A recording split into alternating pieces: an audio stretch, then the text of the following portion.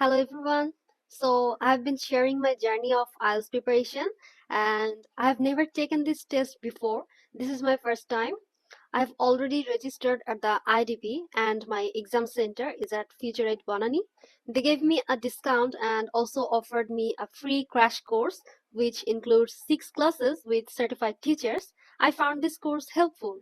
Initially, I was reluctant to go to any coaching center because most of the time it was expensive.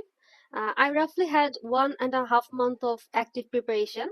Most of the people like me might find it challenging to start. Well, everything has an inertia, so starting is important.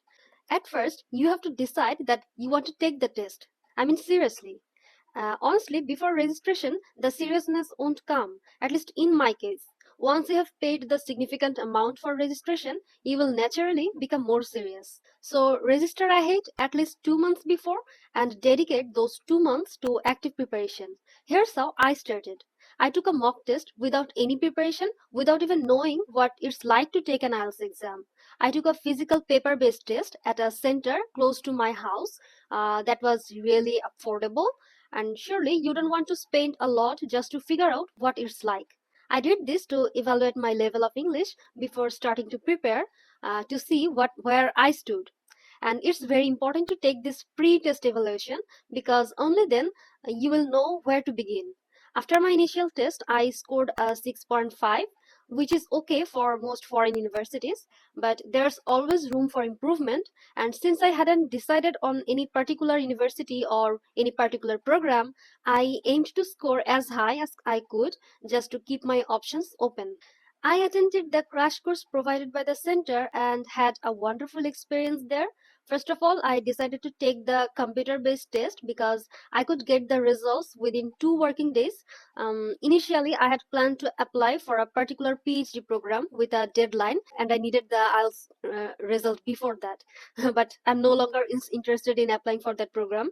Anyway, the computer delivered exam is especially helpful for the writing task. Since I use a computer daily for work, typing is much easier for me than writing by hand. I can also edit as many times as I need without using an eraser. It's just more convenient. Another benefit of the computer-based test is the word count feature. You need to write at least 150 words for task 1 and 250 words for task 2, and you can see this in real time how many words you have written. Listening is also better in the computer delivered system because you don't need to transfer your answer to a separate sheet. Instead, you can directly mark or type the answers, which saves extra time. This also helps in the reading section. No worries about transferring answers. You can even find keywords in a passage by pressing Ctrl plus F and typing the keyword. For your information, you can also highlight the passage in a computer delivered test. The speaking section is the same for both paper based and computer based test. Now, if I have to talk about time allocation among the 4 modules, I would say you need to dedicate the most of the time to the speaking section. I have a lot to say about this. I started by watching YouTube videos from some famous channels and aimed for the Band 9 interviews of several candidates. I just love the way they confidently delivered their answers every time. Also, there is a person named Usama, better known as Usama the accent guy. You can book him to take your speaking mock test.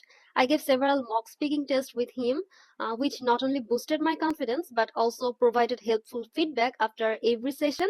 I will put the link to his page in the description. Another quick resource is practicing with ChatGPT. There's a free version of ChatGPT that can take your mock speaking test, and I regularly use this interface for practice. I even recorded my entire session with ChatGPT and tried to maintain an exam-like environment. Here's a sample clip of my practice interview. Let's start fresh from the very beginning with a new set of questions.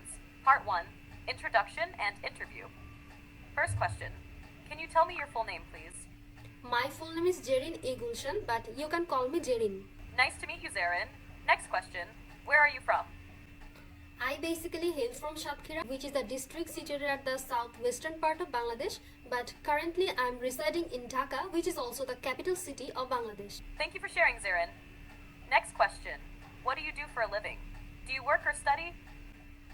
I am a recent graduate and now I'm running my own business and also looking for a stable job.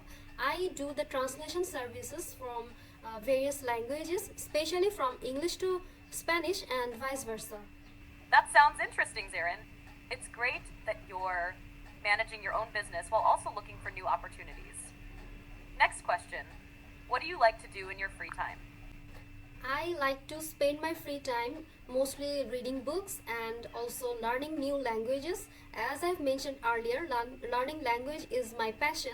So whenever I get free time, I normally try to learn new vocabulary of a new language, and that's how I enjoy my free time. That's a great way to spend your time, Zarin. Learning languages is not only fun, but also very rewarding. Next question. Do you prefer to spend your leisure time alone or with others? Why? I prefer to spend my leisure time alone. I am a more introverted person, so I like to explore myself more than interacting with others. And as I have mentioned earlier, I like to learn languages, so whenever I get time, I utilize that time learning new skills and develop myself. It's great that you enjoy using your time to focus on personal growth and learning new skills. Being introverted can really help with self reflection and development. Next question. What I wanted to emphasize is that you need to start speaking. Everyone has that initial resistance to speaking, and especially if, like me, you're nervous. Even you are nervous, regular practice will make a difference. You might still feel nervous, but you will perform better. Trust me. Speaking to myself didn't help much because it made me feel silly. So it's always better to practice with someone. Recording my speaking test also allowed me to identify mistakes and improve. After speaking, you should dedicate the most of the time to practice the reading section. Try to practice at least one test per day. Set a timer for 40 minutes. Even though the actual exam gives you 60 minutes, including the transfer time, practicing under strict conditions will make the real exam feel easier. Next, focus on listening. Stick to a regular practice routine. This section is often a strong point for many students, and with enough practice, you can score well. For writing, I didn't practice much, but I occasionally read the Makar IELTS academic writing book. Another great inspiration behind my journey was you deciding to break the vicious cycle of nervousness. I chose to share my journey with you. Having you as my audience motivated me immensely, and I'm truly grateful for that. It gave me a sense of accountability, which pushed me to approach my preparation with extra seriousness.